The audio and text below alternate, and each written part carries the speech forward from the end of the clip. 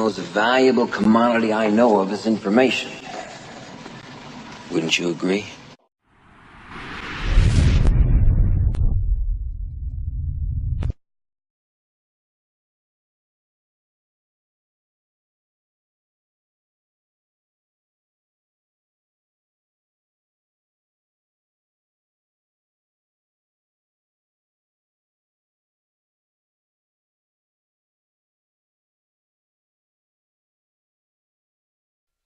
You, and only you, capital Y-O-U, are the subject that impacts the burning desire in your imagination.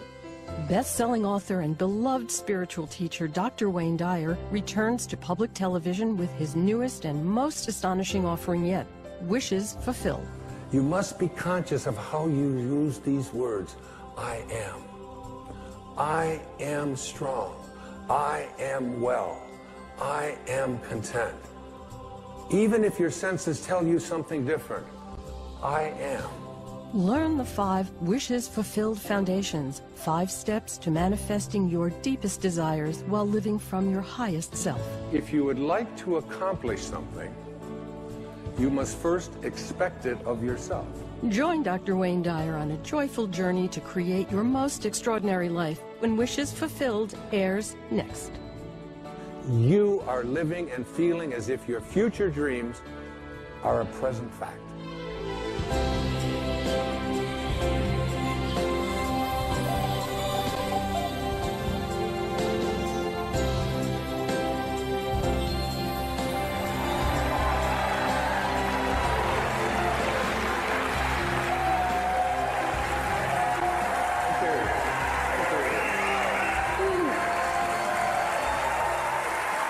Thank you so much.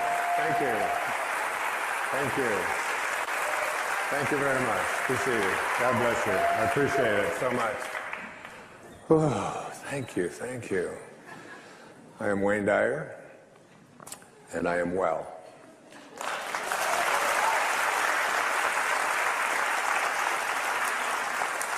In fact, I am perfect health. And by the time this program is over, you'll have a much clearer understanding of what those words really mean. It's just great to be back on public television. We've been doing public television pledge shows since 1998. My children were raised, I have 8 of them, and they were raised on public television. Little Barney things were all over my house for so many years. And of course, I think of public television as one of the great energy systems coming into our homes, and I'm proud to be a part of it, to support it, and to help raise money for it. It's our national treasure, and I'd hate to think of what would ever happen if we lost it. The show is called Wishes Fulfilled.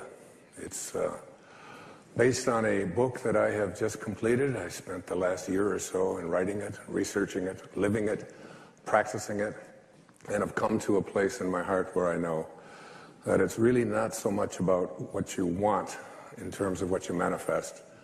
It's who you are. You manifest what you become as a human being.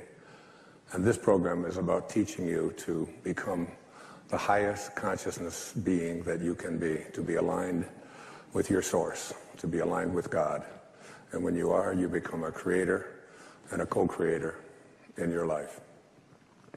I'd like to open this program with a poetic offering from Samuel Taylor Coleridge, who wrote The Rime of the Ancient Mariner.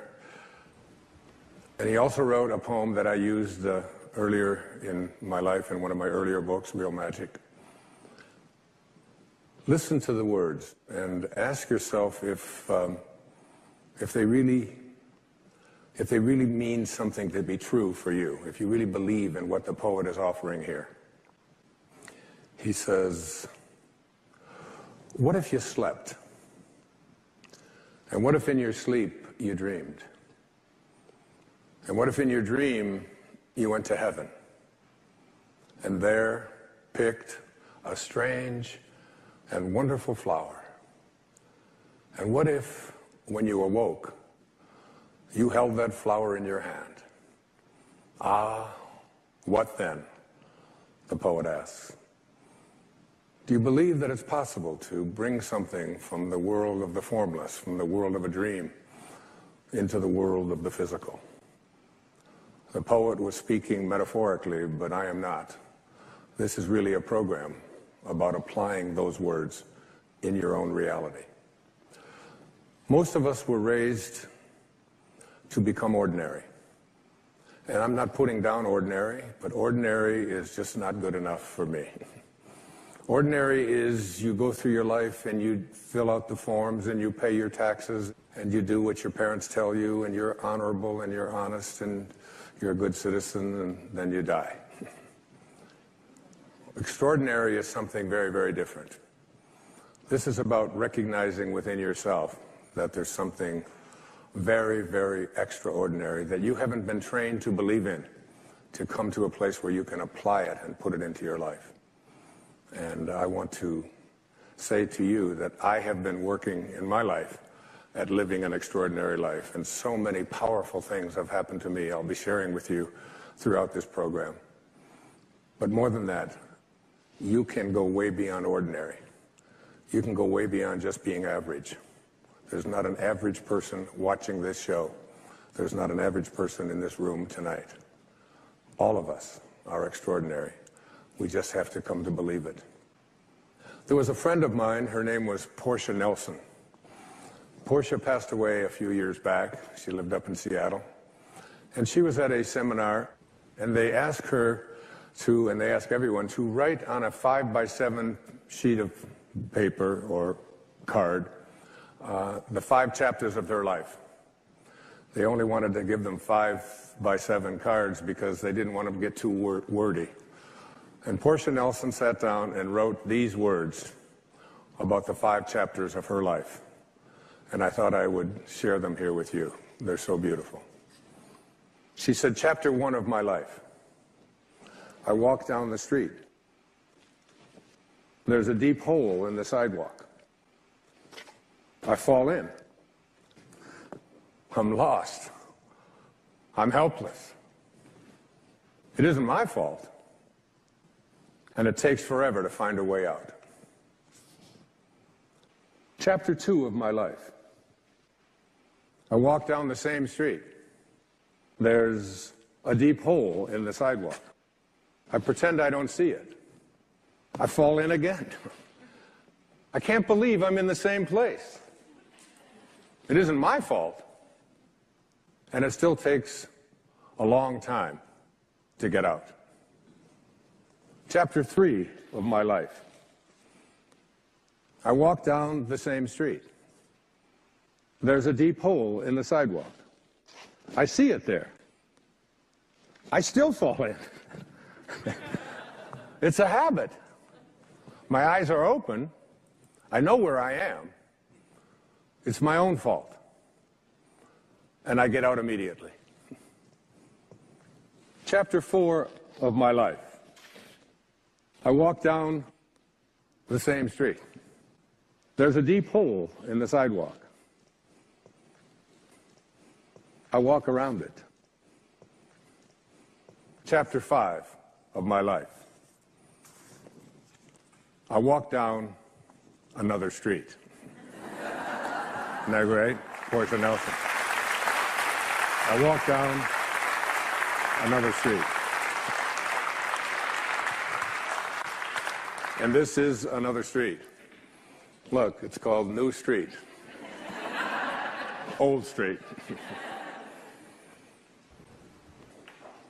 Walking down another street means leaving behind ordinary. And when I use the word ordinary, it has deep and profound meanings to me. Ordinary just simply isn't enough. Ordinary is when you want to become average and to fit in. But to get to extraordinary, what you do is you have to consult the invisible place within yourself. And this is called your soul. And your soul, well, I jotted down a few words about the soul based on a lecture I heard from a great teacher of mine who lived in Bulgaria. He was an initiatic science teacher. And his lecture was very profound. And I wrote these words after listening to one of his recorded lectures. He said, the ideal of the soul, the thing it asks for, is neither knowledge, nor light, nor happiness. The ideal of the soul is space, immensity. The one thing your soul needs is to be free. Free to expand and reach out and to embrace the infinite. Yes, the ideal of the soul is infinity. It is miserable when it is circumscribed and restricted. It is a fragment of the universal soul, which is infinite. That's what I speak about here in this program. The need to move beyond just fitting in. The need to move past being circumscribed. The soul does not like when you get fenced in, when it is told what to do, when it's told it has limitations, when it's told it can't become that. And so many of us go through our life with these enormous limitations that we've placed upon ourselves that have been handed to us from the time that we were little boys and little girls. If you look on the screen, you'll see something that is very important and powerful to me. I was swimming not too long ago up in Minneapolis. I went to see my daughter, Tracy, and up and down I would swim the pool, and every time I would look up, I would see this written on the wall. And I thought, as I was preparing to do this program, this is just so important and significant. If you would like to accomplish something, you must first expect it of yourself. And my question to you is, what do you expect of yourself? Do you expect to be able to perform miracles, to attract into your life the kind of prosperity that you are entitled to? Do you expect that you can manifest the kind of relationships that you would like? In order to be able to have these kinds of expectations for yourself, you have to make a dramatic change, a dramatic shift. You must change what's possible for you and what you believe is possible for you. But the question becomes, who am I? You know, I've been teaching philosophy for 40 years now, either at the high school level or junior high school level or university level, graduate school, and now in stages all over the world and in front of audiences such as this, watching at home and here this evening. Who are you? And what is real? My teacher in India, his name was Nisargadatta Maharaj. He was asked the question, Swami, what is real? Master, what is real? And his response was, that is real, which never changes. So what part of you is real by that definition? Who are you that never changes? So many of us believe that we are our bodies. I don't know about you, but this body that I'm in right now is changing all the time, very fast, as a matter of fact. In fact, I, Wayne Dyer, the I that is I, have been in many, many bodies since I incarnated for this first time here on this planet, right here, 71 years ago. So I was in oh my goodness, look here. What happened to that body? And there's another body that I was in, and there's another body. And oh, there's my brother Dave, and there I am on the right, another body. And then I was in, look at that haircut. They did it with garden shears in those days, but I lived in foster homes. There I am, look at that hair. Can you believe that? Is that possible? And then I was in this body, and then I was in this body. And I have been in toddler bodies, baby bodies, teenage bodies, macho bodies, mustache bodies, endless bodies I have been in with my little ones and my 8 children. And the fact of it is that when you think about it, when I was in the 20-year-old body that I was in, I really thought it was real. Didn't you? I mean, even the body that you and all of you look at your body and think, well, let's see, I was in a 20-year-old body, and is it real? Was it real? Well, you believe that it was real, but I've been looking for that 20-year-old body for 50 years now. I can't find it. And the fact of it is, the body that you're in right now is not who you are, because it doesn't meet that fundamental definition of what is real. What is real is what never changes. The fact is that who you are keeps occupying new bodies every single moment that you are here on this planet.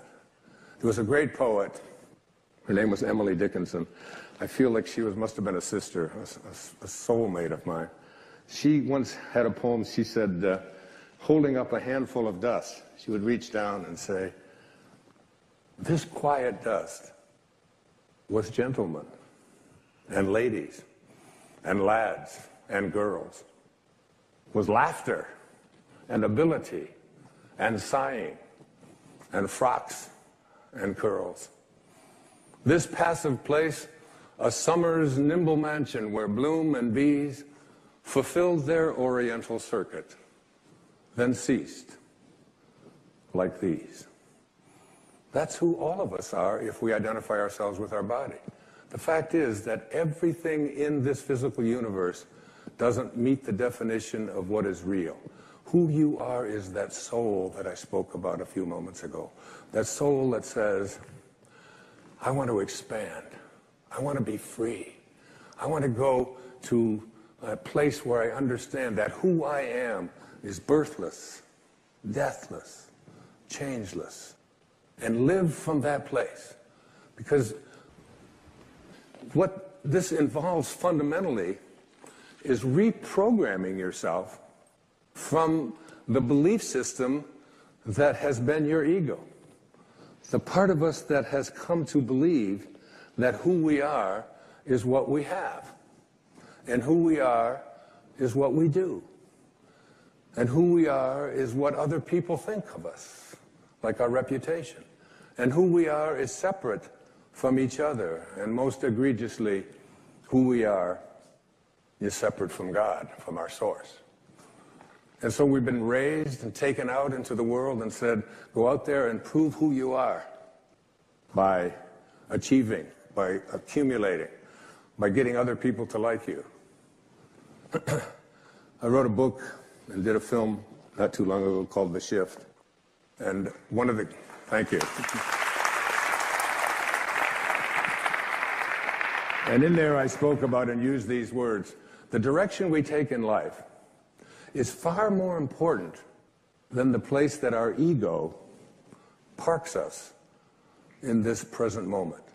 That who we are is this divine, infinite being that keeps occupying new bodies endlessly until we leave this body and then move on. And there is no beginning, there is no end, there is only now, each and every one of us. So the soul, the part of you that is extraordinary, the part of you that came into this world and knows, I can be anything, I can do anything, I can accomplish anything that I place my attention on. Because if you want to accomplish something, you must first just expect it of yourself. And this means changing around the expectations that you've been conditioned to believe are your dharma or are your destiny. I am limited. I am not entitled to prosperity. I am unable to deal with my physical ailments. I need something else. I need to take pills in order to do it. I need to have somebody else do it for me. That within each and every one of us, there is this marvelous knowing that is really and truly God ourselves, each and every one of us. Thank you. Thank you so much. You're very kind. You're very kind. Over the years, I've written many books, 37 of them to be exact. What has come to become really clear to me in the last few years of my life is that there really are there really are two selves within each and every one of us. Muktananda called the ego, the part of us that has edged God out, ego, edged God out, the false self. And the false self is this part of us that is not authentic. It is the ego. This false self is the part of us that is always trying to win, trying to own things, trying to prove itself. We send our kids off to school and we tell them, be ahead of everybody else, win, no matter what, and so on. And they have a tendency to believe that who they are these bodies, even though the body they're in is going to change and you'll never be able to find it again. And then there's within each and every one of us a higher self. And this higher self is really the soul. It's really the spirit. It's really God. But these two selves are sort of constantly they're not at war so much with each other, but there's this battleground that we have within us. I'll give you an example of it in my own life. Somebody on the internet, a guy named Watkins, has put out a list, because there's lists for everything. The 100 most spiritually influential people alive. And they put out this list, 100 people. And they rank from number 1 to 100. And I'm on the list. I'm one of the... Yeah, thank you. Not only am I on the list, but I am, according to this list, and they've got all this criteria on how you get on this list, I am the third most spiritually influential person alive. How about that, huh? So the spiritual part of myself, my soul, the higher place within myself, says to me, this is not relevant. You're not any better than anybody else just because somebody has put you on a list. In fact, you shouldn't even know about that list. And perhaps the people who are most spiritually influential aren't even on that list and don't even want to be on that list because they don't care about those kind of rankings and comparisons and so on.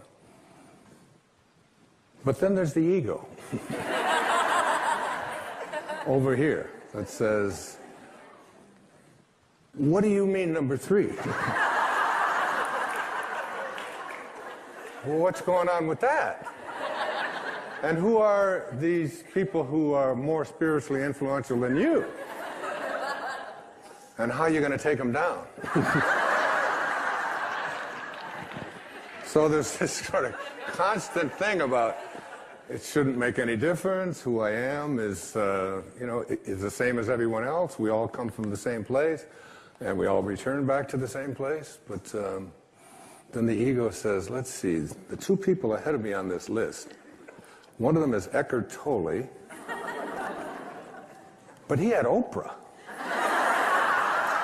And she's only number 8 on the list anyway, so... And he got on there every week, and that's not fair, so... And then there's the Dalai Lama.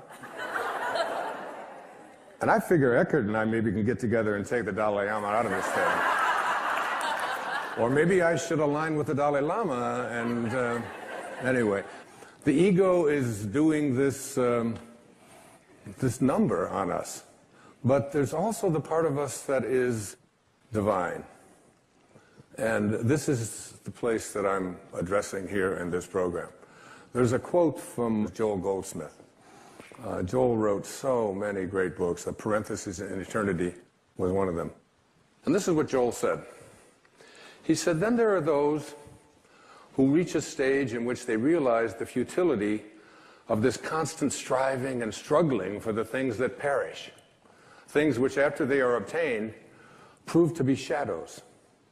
It is at this stage that some persons turn from this seeking for things in the outer realm to a seeking for them from God.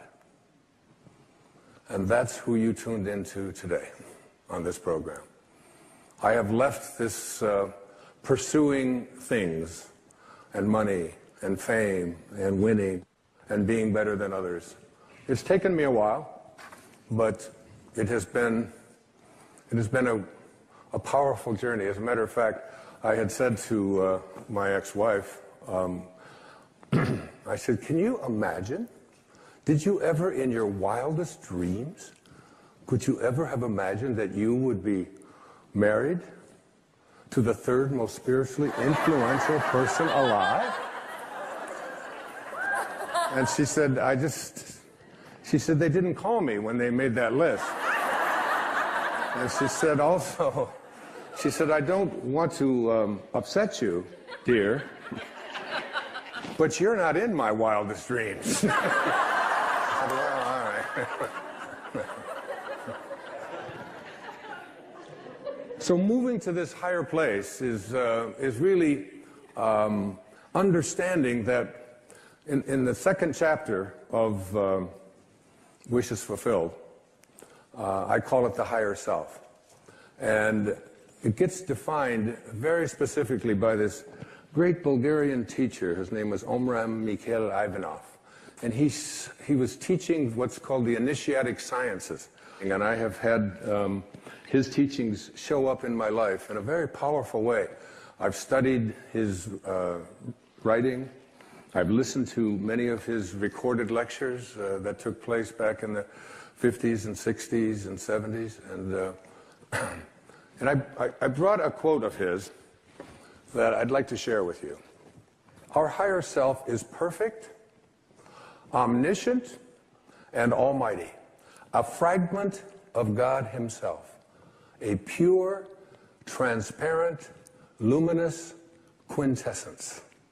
I love that. I love great writing like that. And that within each and every one of us, there is a place inside of each and every one of us that is all-knowing, that is almighty, that is actually a fragment of God. He then went on to say, the Creator has planted within every creature a fragment of himself, a spark, a spirit of the same nature of himself. And thanks to this spirit, every creature can become a creator. And this means that instead of always waiting for their needs to be satisfied by some external source, human beings can absolutely work inwardly by means of their own thoughts, their own will, and their own spirit to obtain nourishing, healing elements that they need.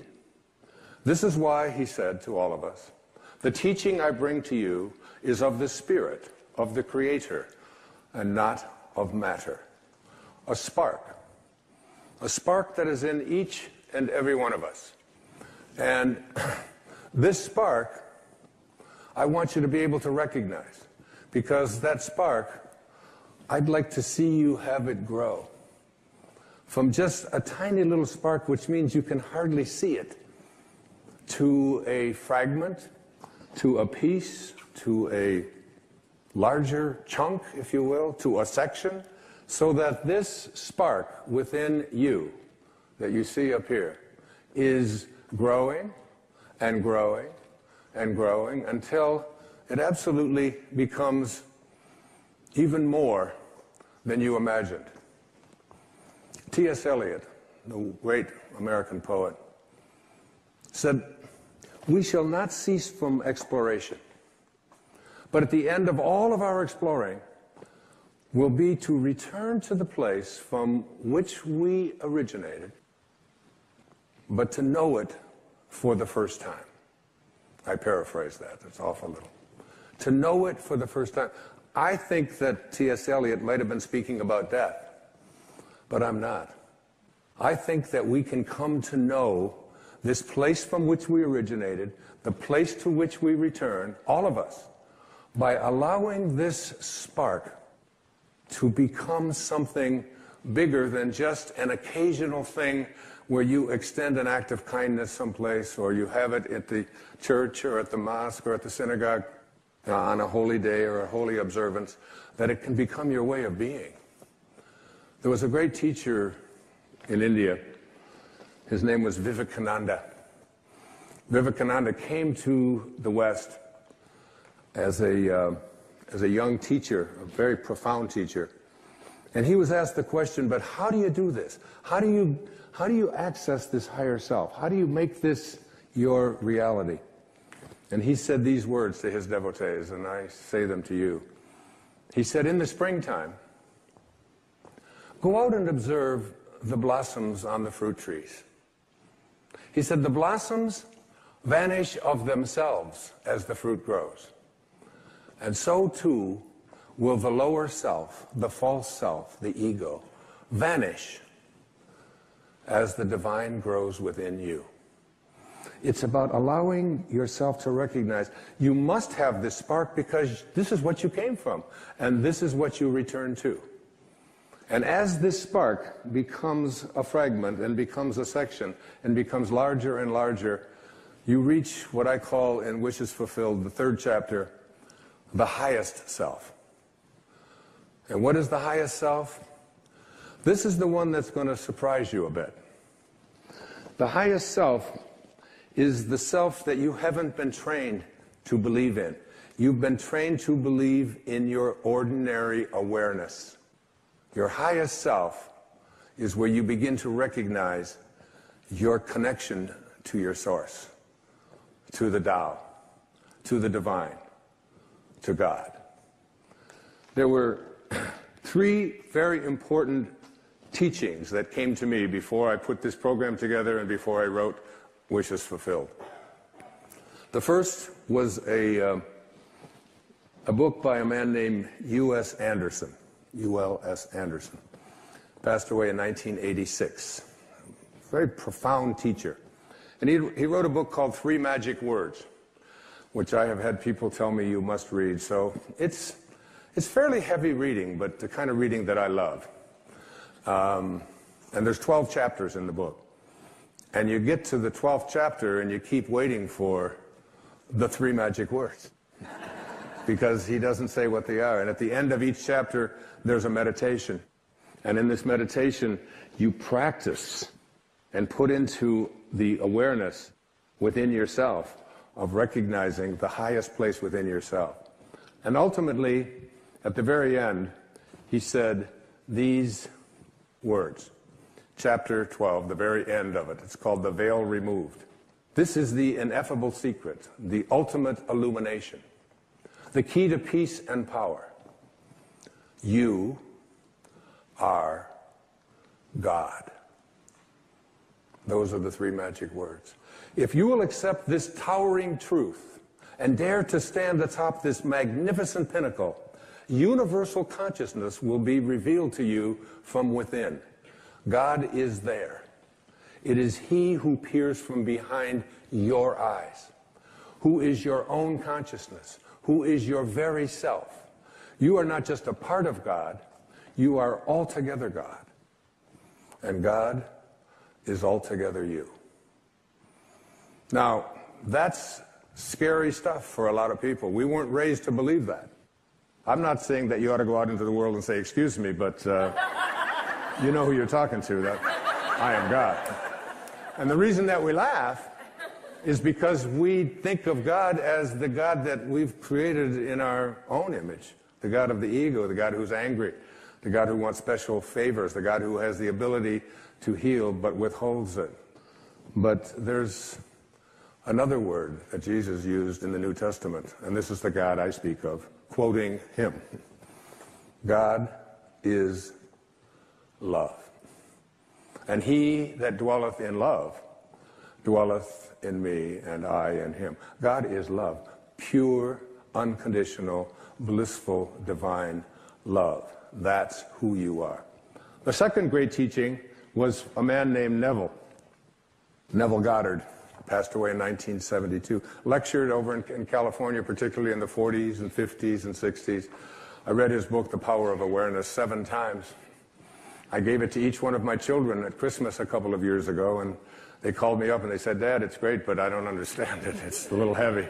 I said, well, then maybe it's part of my dharma to make it a little clearer. And chapter 27, the last chapter of his book, The Power of Awareness, it says this: in all of creation, in all of eternity, in all the realms of your infinite being, the most wonderful fact is that which is stressed in the first chapter of this book. You are God. You are the I am that I am. You are consciousness. You are the creator. This is the mystery. This is the great secret known by the seers and prophets and mystics throughout the ages. This is the truth that you can never know intellectually. If you want to understand something intellectually, what you must do is analyze it, come up with a formula for it, study it, look at other experts about it, and come up to a conclusion. If you want to understand something spiritually, you must first experience it. You must come to know this within.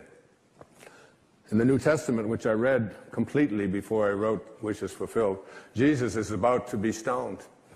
And he says, "Why would you stone me?" And they say, "Because you blaspheme. You are a man, and you claim to be God."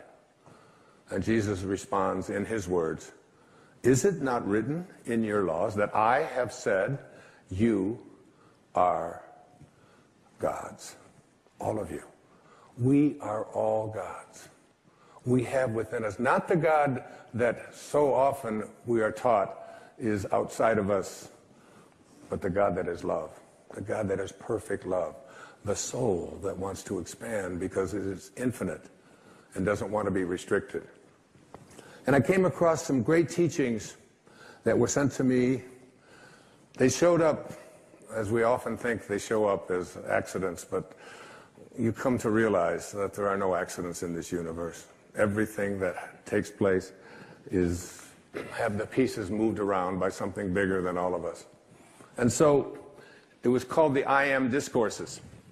And I quote from the I Am Discourses. "The first expression of every individual everywhere in the universe, either in spoken word, silent thought, or feeling, is I am, recognizing its own conquering divinity.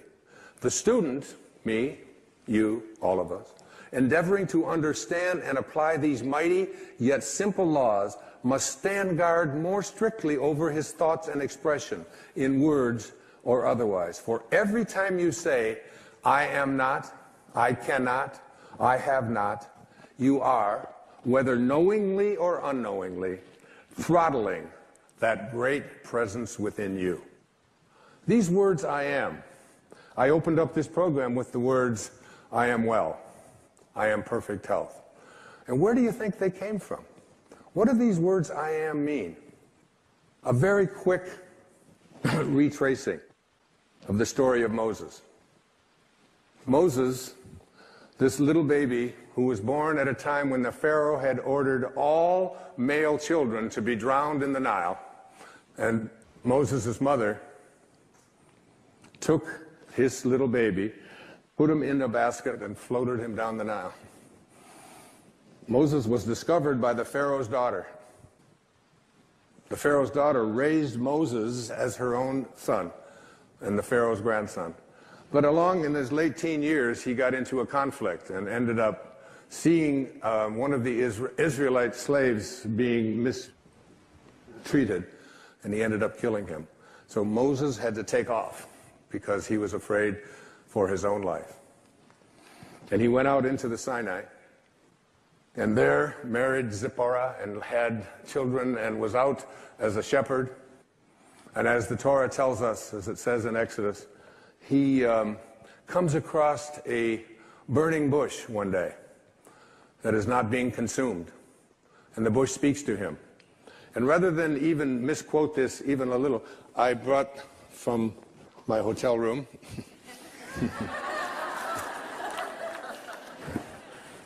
You wouldn't steal the Bible, would you, Wayne? No, I'll put it back.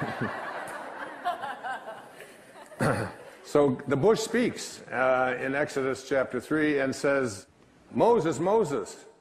And the first words that Moses says to God are, here I am.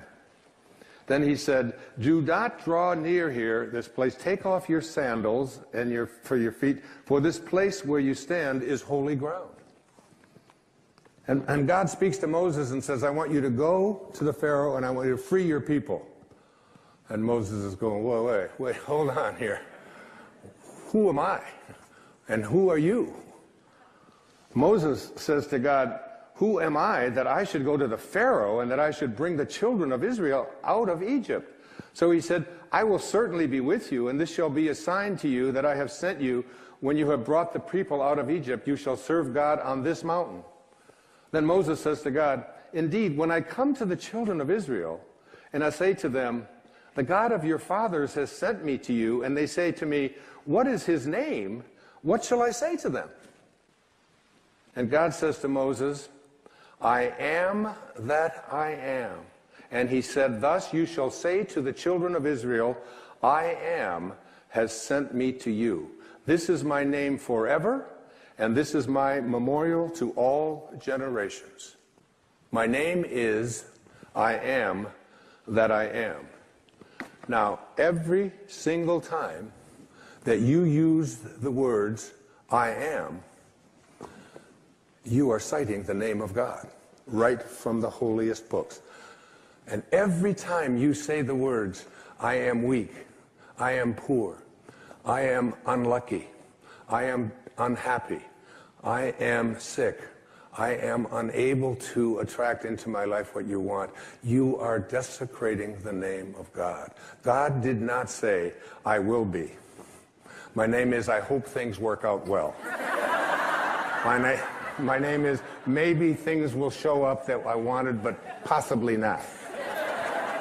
He said, "I am that I am." You must be conscious of how you use these words. I am. I am strong. I am well. I am content. Even if your senses tell you something different, I am. And as we move now into the meat of this program, you'll see that putting the words "I am" in front of something into your mind and imagination is a very powerful way to attract into your life, recognizing your own divinity. I am God is not blasphemy. It is your identity. Thank you. Thank you. Thank you. In my study of the work that I mentioned earlier, particularly the work of Neville and the work of U.S. Anderson and the I Am discourses, I came up with, in putting that all together, what I call five wishes fulfilled foundations for being able to attract into your world and become the kind of person that you expect yourself to be. Remember what I said about the quote on the wall of the swimming pool. If you want to accomplish anything, which means to become an extraordinary level of consciousness person, you must first expect it of yourself. You must see yourself and be unafraid to say to yourself, "I am connected at all times to my source, to the divine mind, to the Tao, to God, to that which is the creator of all. I am a part of it." And the first of these five foundations I call imagination. Imagination. Many of our greatest thinkers have spoken about the power of imagination. William Blake said that what is now proved was once only imagined. Now think about the importance of that. If you want to have something show up in your life, the kind of person you would like to become, manifest something new into your life, something powerful, whatever it might be, you obviously must first be able to imagine it. Your imagination. This is yours and yours alone. You can place anything into your imagination that you want to place there, independent of what anybody else says about it, independent of what your senses tell you, independent of all the evidence that may be to the contrary. You can place into your imagination an I am that represents what you would like to attract into your life and make it come into fruition. Einstein's most famous quote, one of his most famous observations, he said, "Imagination is more important than knowledge. Knowledge is limited. Imagination encircles the world." Placing these I ams into your imagination I had some of you I'm sure know about it because it's been all over the papers and so on, a diagnosis of leukemia a couple of years ago. And for a while, I kind of began to believe some of the things that were being told to me about what happens when you have this particular kind of leukemia. And I have instead, in the last year or so, had some of the most amazing, astonishing things happen into my life, where I have felt just so alive and so strengthened and so fully connected to my source, knowing. I mean, basically, I have a knowing in here that life itself is a sexually transmitted terminal disease, okay? I mean, that's basically the fact, all right? So I'm not saying that all you have to do is put into your imagination an I am that says I am, and you're going to live forever. That isn't, but every moment that you do have until you are called can be a moment of exquisite, extraordinary power living from that place. And that's the decision that I made. I have never felt so powerful as I have the last several years, since I recognized the power that I have in my imagination to place something there and live from it. Einstein once said, if you want your children to be intelligent, read them fairy tales. If you want your children to be more intelligent, read them more fairy tales. It's one of the reasons I've taken to writing children's books, to give children an opportunity to explore that thing called their imagination from the time that they're just little boys and little girls. And what I have in my imagination is a do not disturb sign. And it's like mentally inside, I've placed that in there. I do not anyone to disturb or try to change around anything that I have placed in there about what is possible for me. So you never want to place into your imagination any thought that you would not want to materialize. You never want to allow in your imagination to be contaminated by the way life used to be. Your imagination is yours. Don't let any other people influence you. Never allow people's ideas about what is possible or impossible for you to occupy your imagination. I've called it, throughout my life, I've called it being a scurvy elephant. When I was in the 3rd grade, I was living in a foster home out in Mount Clemens, Michigan, and I came home from school, and I talked to Mrs. Scarf, and I said, Mrs. Scarf, what's a scurvy elephant? And she said, where did you hear that? And I said, I don't know, Mrs. Poole, my 3rd grade teacher, was talking to the principal, Mrs. Smith, and she said Wayne Dyer was in his classroom and called me a scurvy elephant. So she got on the phone and she called up, and the principal said, oh, that's Wayne. He gets everything mixed up. She didn't say that he was a scurvy elephant in her classroom. She said that he was a disturbing element in her classroom. A disturbing element is someone who has in their imagination the possibility that they can do anything, that all things are possible. Again, it's one of those great lines from the New Testament. With God, all things are possible. Now you tell me, what does that leave out? What does all things are possible leave out? That doesn't leave out the possibility that we can defy gravity, that we can soar, that we can heal ourselves, that we can create magnificent prosperity in our life, that we can change the world. I said at one of the breaks here to the audience here tonight, I really believe that if this message gets out there into the world, we can shift the consciousness of this planet. If enough of us begin to believe, we're placing into our imagination a world that we want to live in that has no limitations and that is based on living from a place of love and kindness and God consciousness and spiritual awareness, divine mind at work. I believe it's possible. Thank you. But we have to do it with our imagination.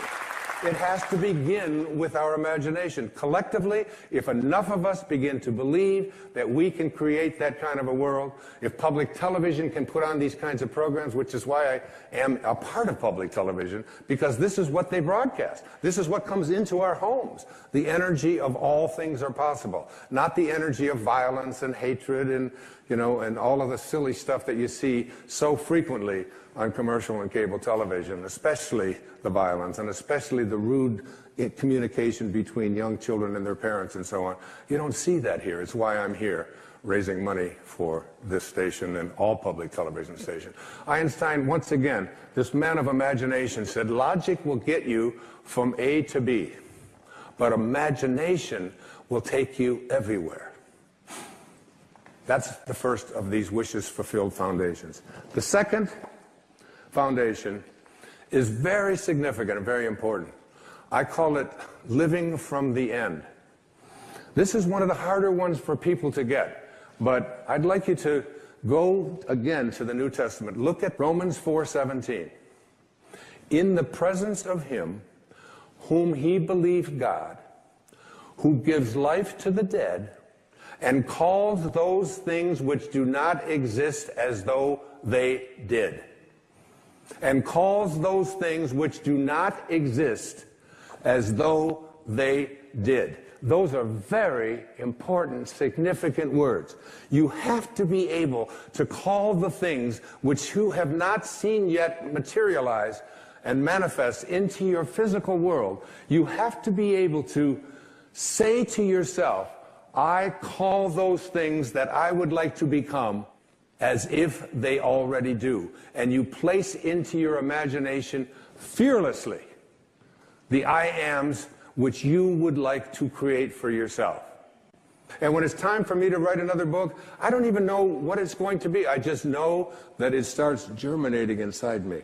And it's like a calling, it's like a passion. And I'm over there at my writing space. And before I do, I come up with the title. And before I even write one word, I did it with this book, Wishes Fulfilled. I take a jacket, this isn't even my book.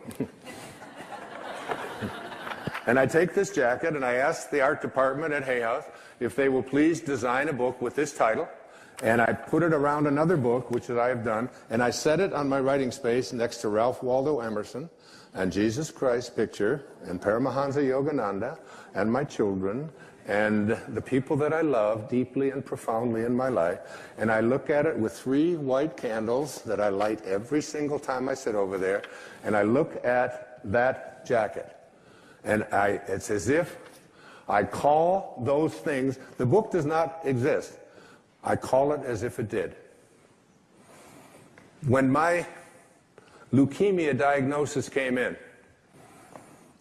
the information that was sent to me continuously was, it's incurable. This is something that you can't change. And I would say to my children who would send me this, I would say, I'd really appreciate it if you didn't send me that kind of stuff. And they'd say, what do you mean? Why, Dad? Why wouldn't you want us to send that? It says that right in there. I said, what part of I am well is it that you don't understand? Because I have placed that into my imagination. I have a wonderful quote by the man I've cited before. His name is Neville, and it goes like this. He says, disregard appearances, conditions. In fact, disregard all evidence of your senses, that is what your eyes and ears tell you, that deny the fulfillment of your desire, whatever it is you want to attract into your life. Disregard appearances, conditions, in fact, all evidence of your senses that deny the fulfillment of your desire. Rest in the assumption that you already are what you want to be. For in that determined assumption, you and your infinite being, your extraordinary self, which is what this program is about, are merged in creative unity, and with your infinite being, God, all things are possible. God never fails, and you are a piece of that which never fails. And you are going to move beyond just being a piece and just being a fragment and just being a segment until it becomes your overwhelming knowing that you have within you this divine capacity. You don't need evidence of your senses. I wrote a book a few years back. The title of it, I had to get my publisher because they didn't understand it. They called back, they said, I think you got this wrong. I said, no. It's called You'll See It When You Believe It. Not the other way around. People will say, well, I'll believe it when I see it. It doesn't work that way. You'll see it when inside you have a knowing. And Neville also said, therefore, to incarnate a new and a greater value of yourself, you must assume that you already are what you want to be, and then live by faith in this assumption. Now, this flies in the face of so much of what you've been told, because you have a tendency to believe that what your eyes and ears tell you is reality. But this is what we know by our senses. Just this little tiny fragment. I can't even get, it's like a millionth of a millimeter. And all that is unknown is in the invisible, in the imagination. And most of our attention is focused on, this is my beliefs and my disbeliefs about what is possible and what isn't possible are here. And it's an endless universe. So placing I ams into your imagination is one thing. It's an intellectual act.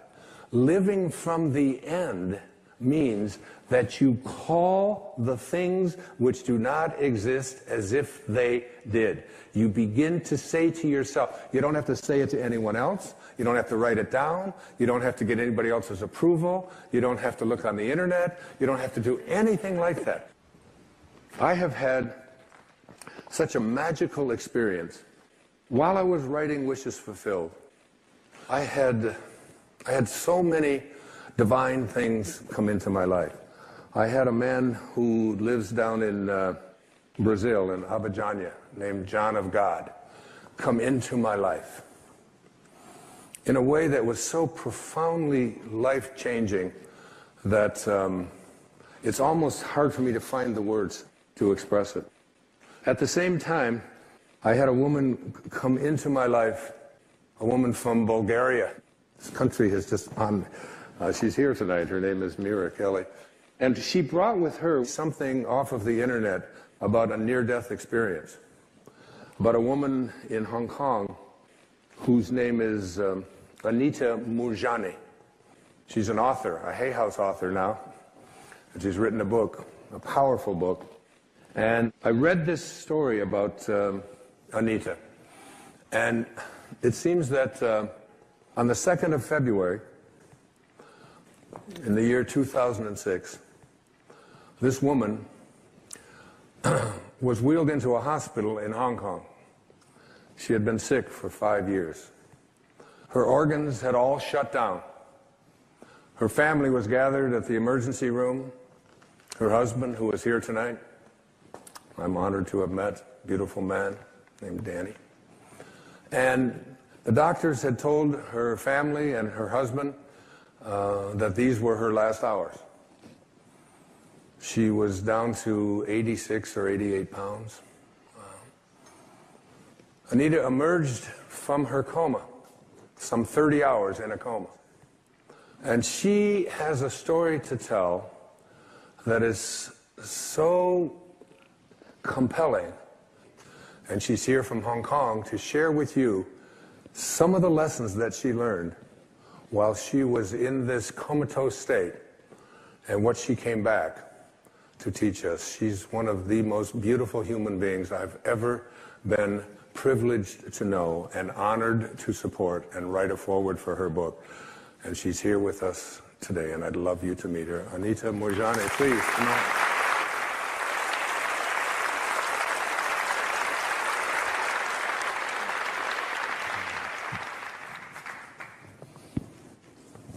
Be seated. Thank you. Hi, good evening, everyone. Tell us, Anita, you're in a coma, your husband is whispering in your ear, your mother is there, your brother's on his way to see you, everybody's waiting for you to take your last breath. What were you observing, and what did you learn, and what did you come back to teach us? Wow, there's so much there. even though I was in a coma, I was actually aware of everything that was happening around me.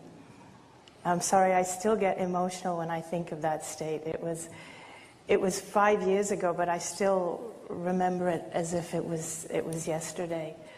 I was in a coma, but I was aware of everything the doctors were doing. I was aware of my husband. My mother was crying. She was, because the doctors had told them that I only had a few more hours to live. My organs had shut down, and these were my last hours. And I wanted to assure them that I was feeling fine, that I was feeling great. But I couldn't. I couldn't understand why I couldn't communicate with them. And each time it felt as though I was getting involved in the drama and my emotions were being pulled towards feeling for my mother and my brother. At the same time, it was as though I was being pulled away. And it was as though my energy or my awareness or consciousness was just expanding, and it was just expanding and expanding and just getting bigger and bigger. And it felt as though I could feel what everybody was feeling. I could feel what my husband was feeling, what my mother was feeling, and the doctors as they were running around trying to save my life. And then I became aware of what I can only describe as unconditional love. It was as though I was just surrounded or embraced by this unconditional love. And when I say unconditional, I mean really unconditional. It was like I didn't have to do anything to prove myself or to be anything, or I was loved unconditionally regardless. It was as though even things that I could have perceived to have done wrong in my life, it wasn't as though I was being judged. There was no judgment whatsoever. There was only compassion. It was like compassion, and it was like I understood in that state why I would do whatever I did in life. It was, everything I did was out of the limitation of being in a physical body. So you were looking at your body, and you were given a choice, is that right? Whether to get back into this sick body, That's right. Or not. And what did you do? I became aware of the presence of my father. He had passed away 10 years before me. Mm-hmm. And I also became aware of my best friend who had passed away 2 years before, and I had missed her desperately because she was like a sister to me. Did you feel when you were in that near-death experience state, in that coma, watching it, that coming back also meant that you had something to teach everyone? And what was it that you felt you had to teach them? I felt that I had to come back because there was a greater purpose. Because at first, I didn't want to come back into my body because my body was so sick. And there was just so much unconditional love on that side. It's really, really hard to leave. So if anybody has lost anyone, I can completely understand why they would stay there. But also, I seem to get the message. I seem to understand that it wasn't my time, and I had a mission. I had a purpose, and I had not yet fulfilled. And I seemed to understand that even in order to fulfill my purpose, I wouldn't have to really go and figure it out, or I wouldn't have to pursue anything. I would just have to go back and live fearlessly and just not be afraid to be myself. And that's all I had to do. I also sensed that my husband and I still had a purpose to fulfill. My husband he's truly my soulmate because he was there talking to me all the way through, talking in my ear and holding my hand, and I was aware of that. You learned some very important things. Yes. Was it like just about being positive, to be a positive thinker? Was that... No, in fact, being positive is not enough. I used to always be positive because I was a people pleaser. I used to always stay positive because I never wanted to bother anyone or trouble anyone. I learned that more important than being positive is being yourself. I learned that that's actually the most important thing, is to be yourself. because that's why we're here. We're here because we're facets of one. It was as though we are all one. Without my body, it felt as though I was connected to everyone and everything. Was fear a big part of your life, and had something to do with being ill? Your being sick? Yes, fear was a big part of my life before I was sick. I used to live a life in fear of not being good enough, fear of everything, fear of illness, fear of not meeting other people's expectations. And but my near-death experience taught me that there's nothing to fear. In fact, when I was given the choice, I felt I reached a point where I had the choice of whether to come back or not. And it was my father and my best friend who actually said, now that you know who you truly are, go back and live your life fearlessly. And have you been doing that? Yes, I have.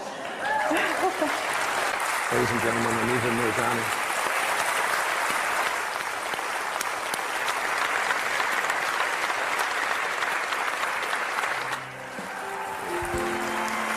Thank you. Thank you. It gets better and better, honestly.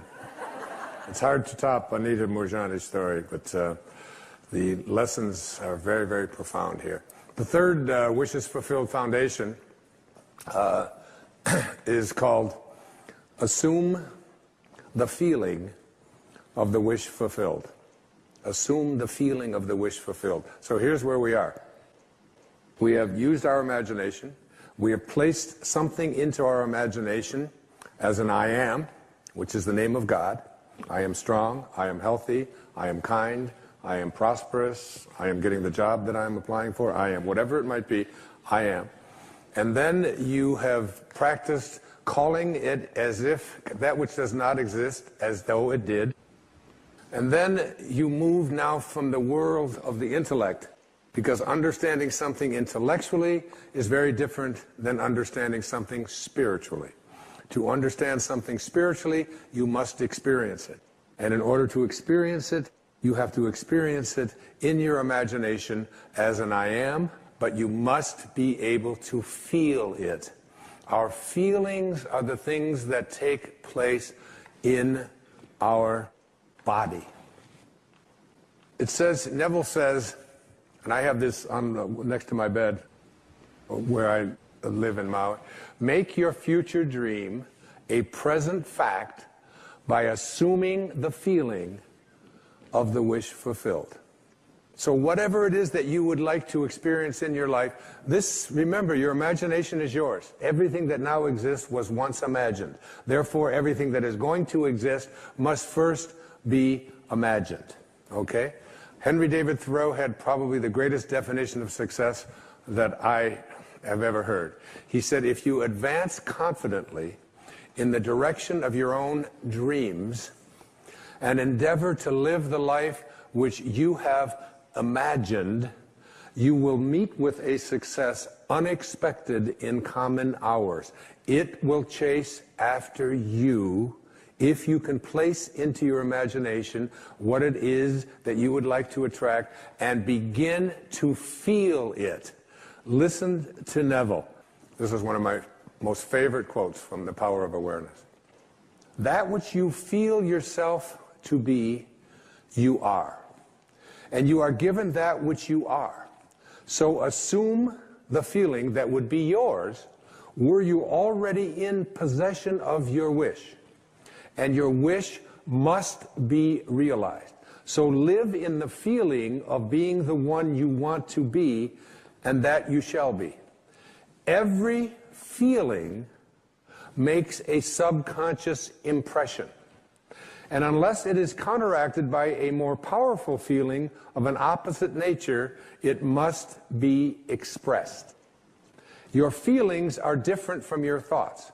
Your feelings are what you experience in your body. The dominant of two feelings is the one expressed. I am healthy is a stronger feeling than I will be healthy. I am healthy says I feel healthy, and I feel healthy. I feel great. I don't determine if I am well on the basis of what it says on a piece of paper or on the basis of what somebody else out there tells me. I live my life feeling within my body that I am strong, I am capable, I am able. And that is not just something that I say. It's not just an affirmation. An affirmation is an intellectual exercise. This is a spiritual knowing within that I am well, I am content, I am prosperous. But the words that Neville used there are the subconscious. Every feeling that you have makes a subconscious impression upon your body and upon your awareness. Now, you need to understand the subconscious mind of yours. Your subconscious mind rules your life. 96 to 97% of everything that you do is done as a result of your subconscious mind. And when your subconscious mind gets programmed, it goes ahead and responds to whatever it is your conscious mind has placed into it. I was 18 years old. I was in the United States Navy for 4 years. And they sent me to a school in Bainbridge, Maryland, to become a radioman and a cryptographer. And we spent an hour a day, every day, for the first 3 or 4 weeks we were there, on a typewriter, learning Morse code. Okay? And my conscious mind had to program my subconscious mind. Now, this subconscious mind of yours is operating all the time. You're sitting here watching a television show. You got up, you picked up your remote control, you turned the channel on, you got dressed, you ate lunch, you went to the bathroom, you go to work, you get into your car, you drive to work, you don't think about what I'm going to do. Everything that is going on in your life, everybody in here in this room, you got here through your subconscious mind. You didn't have to think about every single thing that you were doing, but there was a time when you did in order to learn that. This habitual subconscious mind of yours rules your life.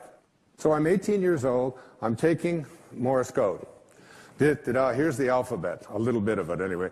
Da da did it, da da da da da did da did da da did did da da da da da da da did da da da did da da da da da did. That's A through P. Check it out. That's 53 years ago. And my subconscious mind is still keeping track of the da da da da da da da da da. You're doing the same thing, only you don't use Morse code, but you've programmed your subconscious mind with did da da da. I can't do that. Did da da da. I'm not very attractive. Did da da da. I'm overweight. Did da da da da did da. I can't make things happen. And it's did da da da da da. It's still there. 53 years later, you go through your life with this subconscious programming, with an awareness that you are not in charge. You're not able to extend or transcend this way of thinking. This subconscious mind of yours is most impacted by your feelings. A change of feeling is a change of destiny. A change of feeling is a change of destiny.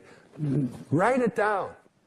Stick it on the wall next to your bed. If you came into where I sleep, you would see that. I look at that all the time.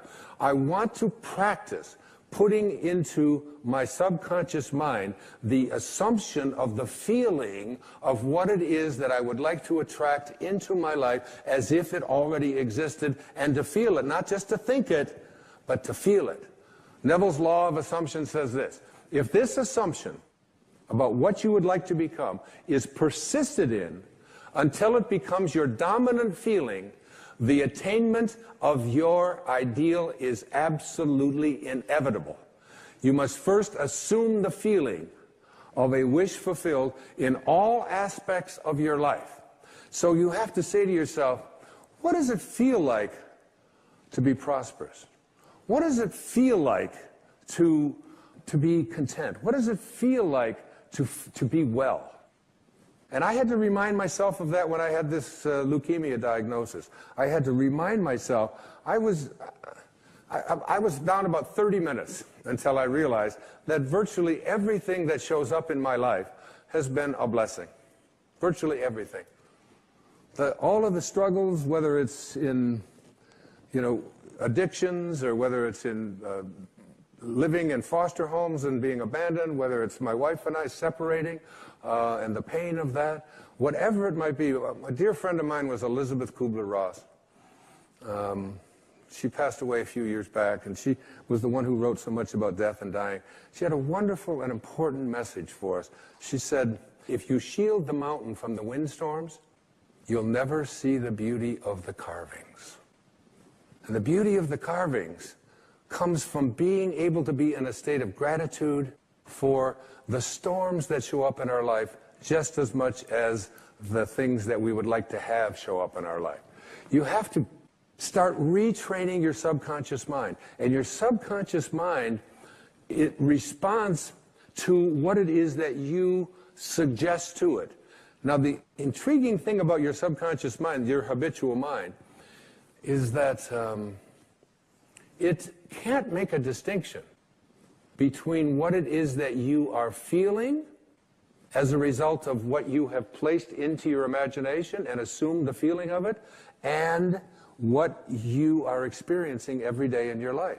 If you go around feeling unhappy, depressed, miserable, sad, whatever, your subconscious mind says, oh, so this is what it is that you would like to attract into your life. And the universal subconscious mind, to which we are all connected, that we call the creative source of the universe, the divine mind, God, the Tao, whatever you might want it to be, it will begin to offer you experiences that match up to what it is that you are feeling, so your body responds to what it is you place into your subconscious mind. You have to retrain it, because 53 years later, here I am, it's there. But that's innocuous. That's not going to hurt anything. But if I've programmed into my subconscious mind feelings of poor me, I can't do anything about my life, other people are responsible for the reason why I can't get myself happy and healthy and so on. If I live with that kind of consciousness within you, you're going around feeling it all the time. Your feelings create the destiny that you want. If this assumption is persisted in until it becomes your dominant feeling, the attainment of your ideal is absolutely inevitable. And what's the paramount feeling that you want to have? The feeling of, exactly, the feeling of love. Love is the feeling you must assume. This is the message that Anita brought to me and brought to all of you. That when you place a feeling of love, which is all there is, it seems to me, on the other side. Is that right, Anita? I mean, it's just nothing. When she tries to describe this, and I'm pushing her. I'm 71. I'm cramming for my finals. I mean, I want to know, what's it like over there? We all want to know that. And all she says is, it's just pure love. It's a love that you are bathed in, if you will. Bathe yourself in that kind of love. Live from that place and know God is love. The fourth wishes fulfilled foundation I call attention. This is really crucial. Your imagination is able to do all that you ask in proportion to the degree of your attention. So, what kind of attention do you place on your desires? Let's say, well, I'll give you an example, the one of myself with this business of this chronic lymphocytic leukemia. My kids just got me this wonderful gift. I hadn't had it before. They wanted me in the 21st century. It's called an iPad. I just got my first email address, and I'm not telling anybody what it is. But it's just this wonderful, they got this wonderful feature that I really think we should have in life. And it's called trash. which I had never seen before. They were explaining this to me. So anything that comes in that you don't want, you just push this little button, it's just like this, and it goes like this. It actually moves, and and it makes a little sound. And then there's a little button over on this side that says delete, you know? So it's something you put into the trash, and then you hit delete, it's gone forever. That's the kind of way you want to use your attention. There are two kinds of attention, according to Neville. Subjective attention and objective attention. Subjective attention is different from objective attention. You want to use subjective attention, not objective attention. Neville says there's an enormous difference between attention directed objectively and attention directed subjectively. And the capacity to change your future depends on the latter. Whatever you have placed into your imagination, you always go to your reality and call that which does not exist as if it did. I have a rule about it. It's don't complain and don't explain. You don't have to explain what you have placed into your imagination. It is totally yours. One of my great teachers in my life in my early doctoral years was Dr. Abraham Maslow. He said, become independent of the good opinion of other people. Trust yourself. Subjective attentions, you, and only you, capital Y-O-U, are the subject that impacts the burning desire in your imagination. You are living and feeling as if your future dreams are a present fact. Objective attention, you become the objectified result of other people telling you what you can't do, what's impossible, and so on. Subjective attention, mine is mine. I have an image that I use, I call it the super glue method. And when I have an intention about what it is, including doing this program, when I have an intention about making this program a reality, and it involves a lot of money and a lot of expense, a lot of people, a lot of things have to come together. It involves going over into my writing space every single day, never giving up on it. Even if I don't feel like writing, 4 or 5 hours every single day, because I superglue my intention into my imagination. And I don't allow anybody else's opinions to do anything to distract from that. I don't care if they tell me I can't do it, or if it's impossible, or it'll cost too much, or we can't do it. My intentions are superglued there. And I have that do not disturb sign placed on my imagination, and it is mine. Use this. Don't allow anybody else's opinions. Don't allow what it says on the internet. Don't allow the research. Don't allow what anybody out there tells you is possible or not possible for you. Thank you. Thank you. I just want to re-emphasize that this really works. I mean, it really does work.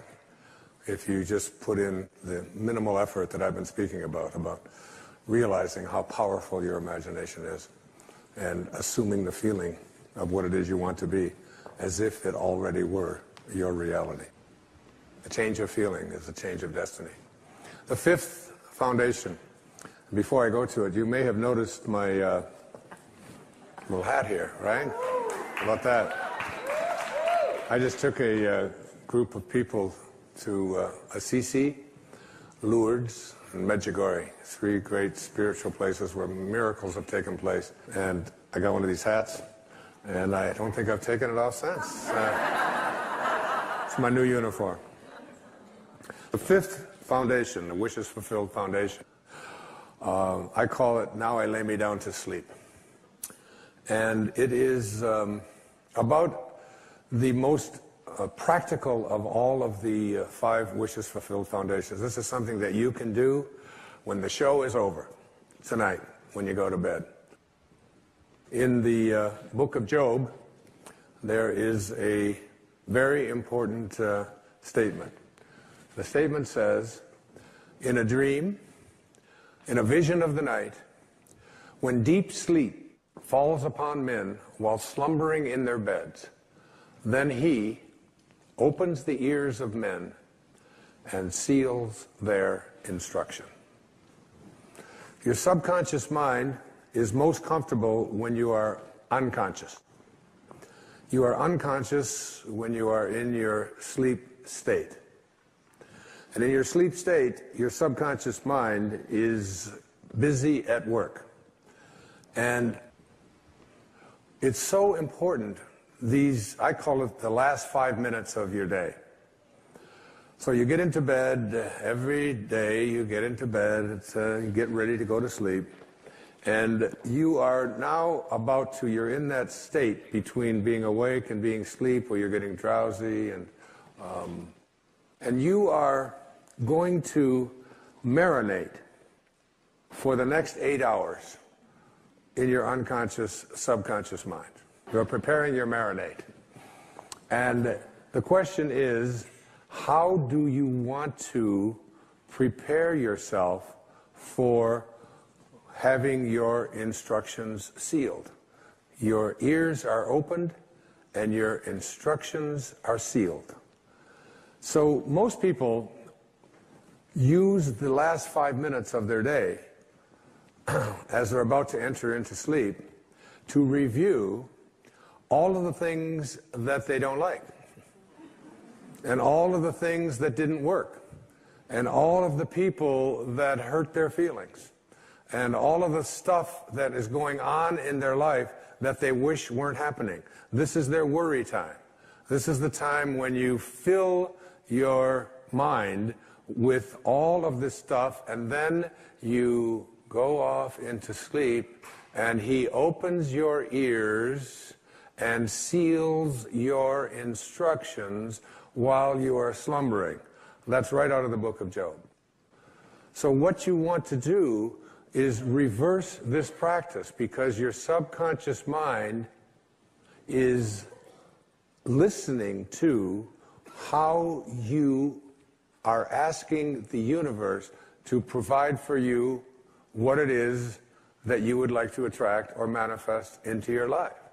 And if you fill your subconscious mind with all of the things that you don't want, that you don't like, that make you unhappy, that make you depressed, that make you worry, then your subconscious mind, which is impersonal, and remember, it can't make a distinction between what it is that you are feeling as a result of what you place into your mind or what is actually happening in your life. It doesn't distinguish one from the other. It's totally impersonal. It's just open to suggestion. And here you are suggesting to your subconscious mind, which will, when you awaken, you will align with the universal subconscious mind, the one mind. You know, there's millions of people out there in the world. There's millions of you watching this program. And you can see the difference between each and every one of you on the basis of your appearances. But there's only one mind. That's what the great spiritual texts all teach us. So now, if you program your subconscious mind to tell yourself, to go over all the things you don't want, all the things you don't like, all the things that shouldn't have happened, all the ways that you were mistreated, all about how terrible the economy is. And, you know, we live in a fear-based world.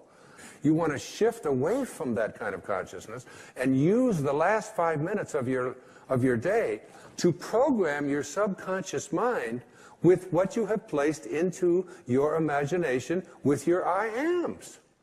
I am well. I say it to myself every night, especially when I get into that state, you know, that weird state where you're sort of half awake and you're half asleep, and you know you're heading towards that sort of subconscious place. And I just remember what it says in the book of Job. I don't want my instructions sealed by going over, I am sick, I am poor, I am unhappy. I just say, I am content, I am lucky. When I wake up in the morning, I don't say, oh, good God, morning. It's the reverse. I say, good morning, God. You know, it's like being grateful rather than being in that place where the things that you don't want are what you have programmed your life to be. I always think of this as, you know, like you have a currency.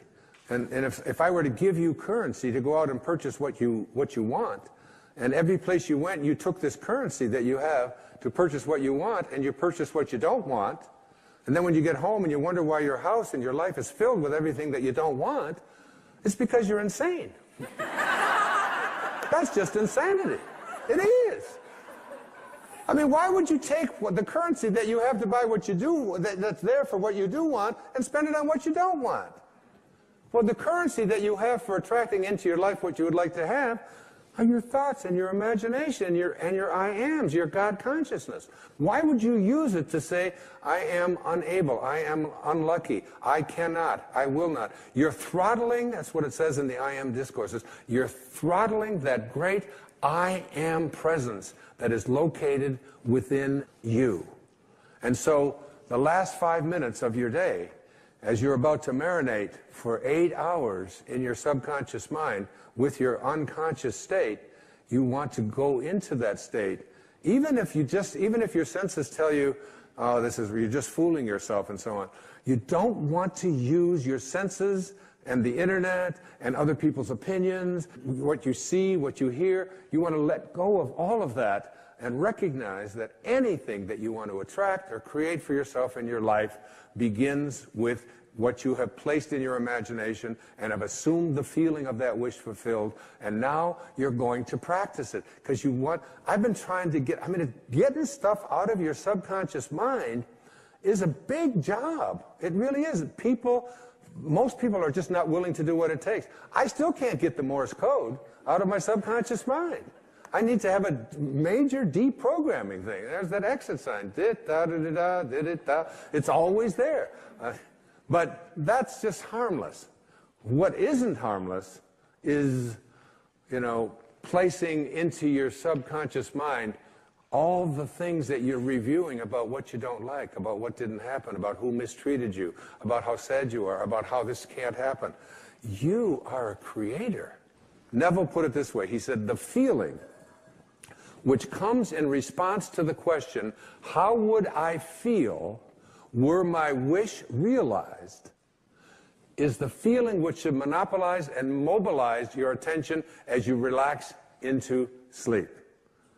How would I feel were what it is that I would like to attract and create? And I don't care what it is, whether it's about the condition of your body, the disease state that you're in, the fact that you've been overweight for 3 centuries or 3 decades or whatever it is, the fact that you've been addicted, you ignore it. Even if you're drinking the coffee and doing the drugs and drinking alcohol or eating the sugar and so on, ignore what your senses tell you. Ignore what you see on the scale. Ignore all of that and say, I am sober, I am healthy, I am well-being, I am content, I am happy, I am perfect health. Because ultimately, that's how you will attract it. You have to be able to see the wish fulfilled already in advance and call those things which do not yet exist as though they do.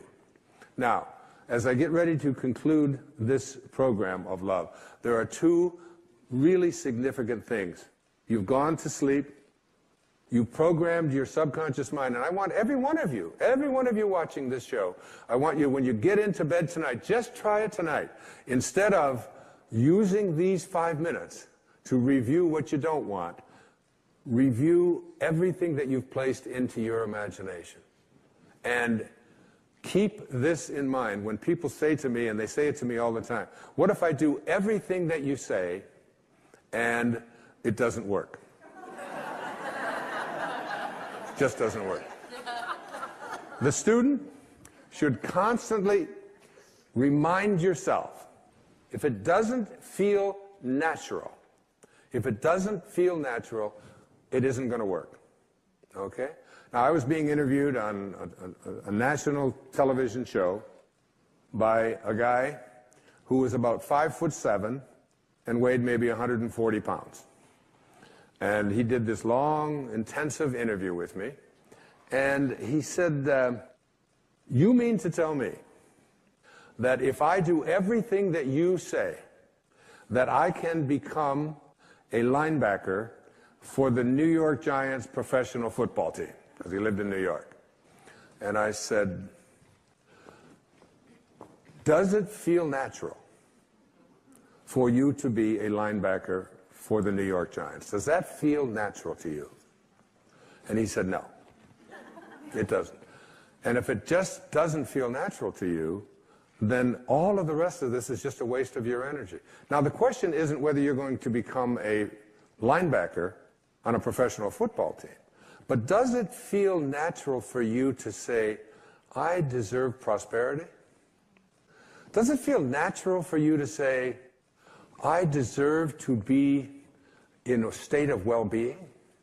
I deserve for my body to weigh exactly what I want it to weigh, what it is supposed to weigh? Does it feel natural for you to say, I am beautiful, I am strong, I am capable, I am loved? If it doesn't feel natural, you've got a real problem going with your subconscious mind. You've got a Morse code in there. Did I am fat. Did I am poor. I am unable. You have to start reprogramming your subconscious mind to say, I came from a place of well-being. I came from a place of perfect health. I came from a place of love. And I am well-being. I am wealth.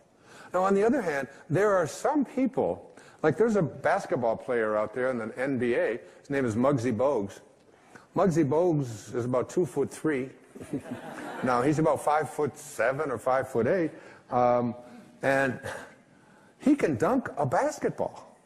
He's 5'7", and he can dunk a basketball. I'm 6'2". I can hardly see the rim.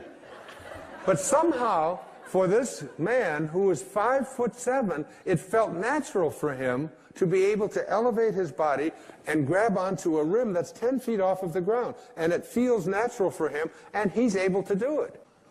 And there are so many examples of people who have accomplished things that they have never had a belief system that it was impossible for them. So for every single one of us, the intention needs to be, it feels natural to me. Even if I don't know how to do it, even if I have no experience with it, even if it's something that everybody else has told me I can't do, you need to be able to say to yourself, yes, I feel natural being happy, being loved, being prosperous, being all the things that I placed into my imagination. The second thing that I'd like to say in conclusion is that I was trying to manifest something into my life. And I did everything, but it still wasn't working. And then I reread the I Am discourses.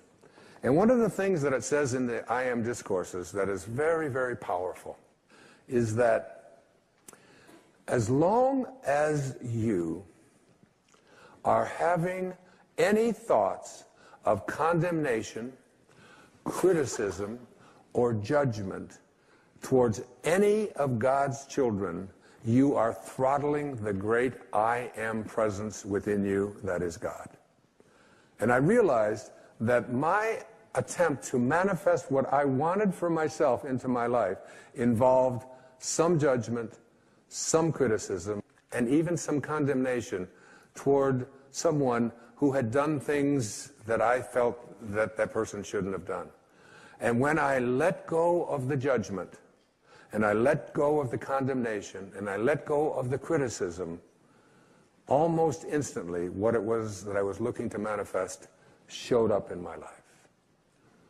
You can't have any thoughts towards any of God's children that involve criticism, judgment, or condemnation. We are all just doing what we know how to do.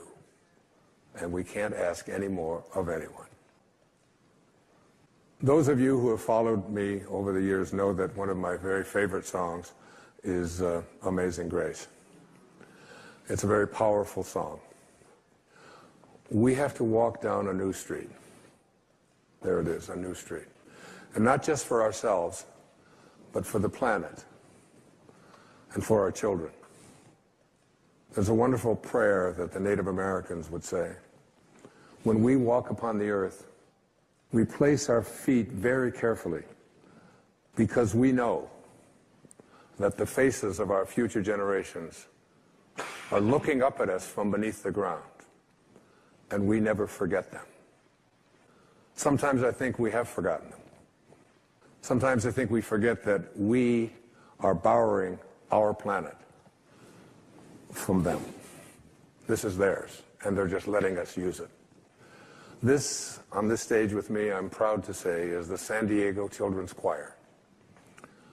And I would like to tell all of you, ladies and gentlemen, the story about the song you're about to sing.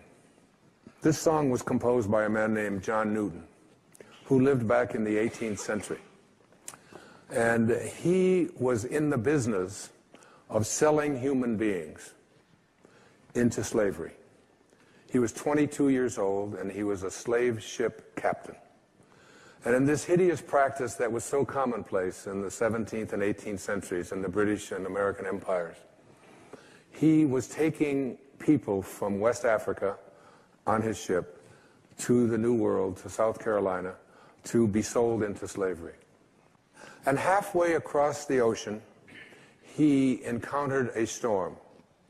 And he heard from the wailing of one of the people that was to be sold into slavery the sounds. And he took out an envelope and he wrote on the back of this envelope the words to a song. I once was lost, and now I'm found. I once walked down an old street, and I'm walking now on a new street. And in one moment, his life was changed. And the storm passed, and legend tells us that he turned his ship around, and he went back to Africa, and he released all of the people who were still alive. And then he took his ship to a place in England called Bristol, and gave up being a slave ship captain, and became the most ardent spokesman for the abolition of slavery, and was almost single-handedly responsible for ending this horrible, nefarious, hideous practice of selling human beings. And it all happened in one moment, one instant, one quantum moment. Any of us can change our lives in one moment and reverse the old street and begin walking on a new street. So the San Diego Children's Choir, we're so proud to have you come out here and conclude this program on Wishes Fulfilled. And they're going to sing for you Amazing Grace. Amazing grace.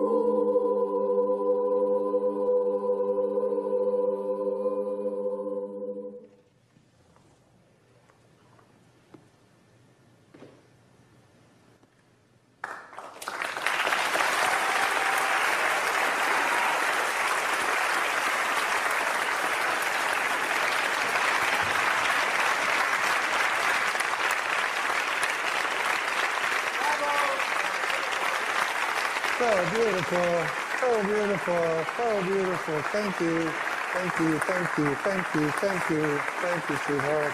Thank you, thank you. You're so beautiful. Thank you. Hi, sweetheart. How you doing? Hi, gorgeous. Hi. Thank you, thank you, thank you, thank you. Wow.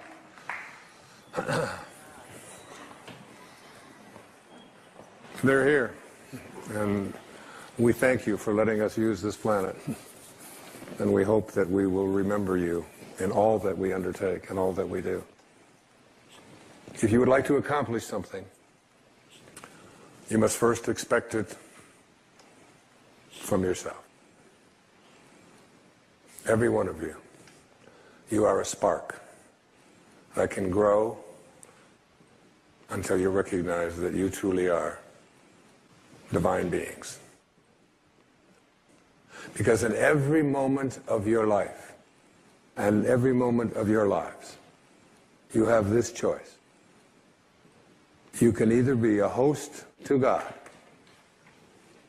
or a hostage to your ego. It's your call. God bless you. God bless you. Thank you. Thank you. Thank you. The most valuable commodity I know of is information. Wouldn't you agree?